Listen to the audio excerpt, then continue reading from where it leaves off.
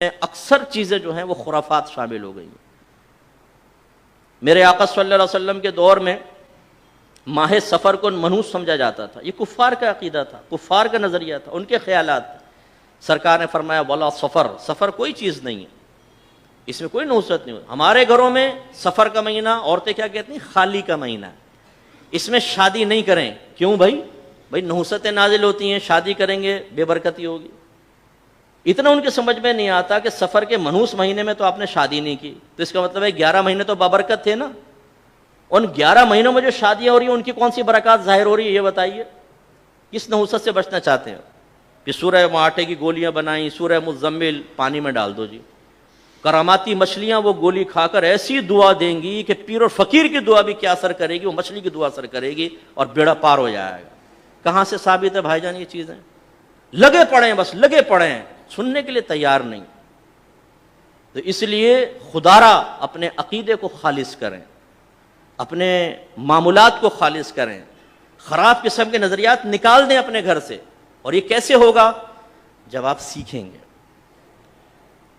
آخری ایک بات عرض کر دوں، سیکھنا کسے کہتے ہیں؟ ہمارے نزدیک سیکھنا اسی طرح 4 اسٹیپس میں کمپلیٹ ہوتا ہے۔ نمبر 1، آپ غور سے سنیں، سمجھیں، یاد کریں اور بیان کریں، ٹھیک ہے؟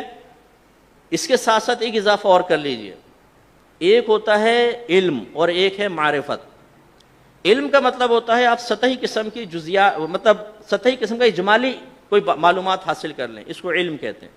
بس انہوں نے کہا جی وضو کے 4 فرض ہوتے ہیں اور وضو 2-3 چیزیں بتائیں جس سے ٹوٹ جاتا ہے، یہ علم ہے، معرفت نہیں ہے۔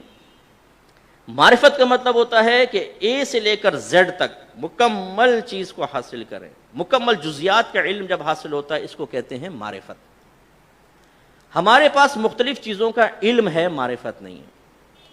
حتیٰ کہ آپ میں سے کون ایسا ہے، علماء کی بات نہیں کر رہا ہوں، وہ عوامی بات کر رہا ہوں، صرف سمجھانے، کون ایسا ہے جو اللہ تعالیٰ کا تعارف نپے تلے الفاظ میں 2-3 جملوں میں کرا سکتا ہے؟ ہاتھ نہیں اٹھائیے، سوچیے۔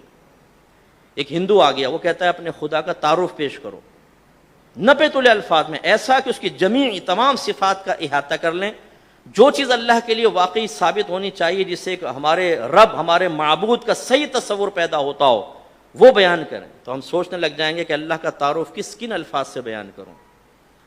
کوئی اگر کرسچن ہم سے پوچھے کہ اسلام کیا ہے، واٹ از اسلام، آپ بیان کریں، تو ہم سوچ میں پڑ جائیں گے کیسے اپنے اسلام کے بارے میں بیان کروں۔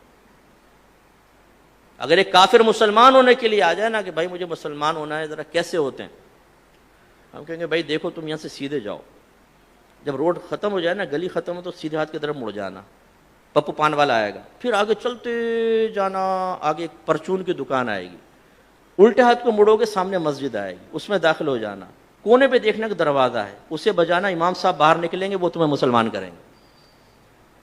یعنی ہمیں مسلمان تک کرنا نہیں آتا، ایک کافر کو مسلمان کیسے کرنا اور ایک مرتد کو مسلمان کیسے کرنا ہے، کلمہ گو تھا کافر ہو گیا، ان دونوں کو مسلمان کرنے کے طریقے جدا گانا ہے، دونوں کی ریکوائرمنٹ مختلف ہوتی ہیں۔ ہمیں معلوم ہے ہم سب کو کیا ہے، معرفت نہیں ہے۔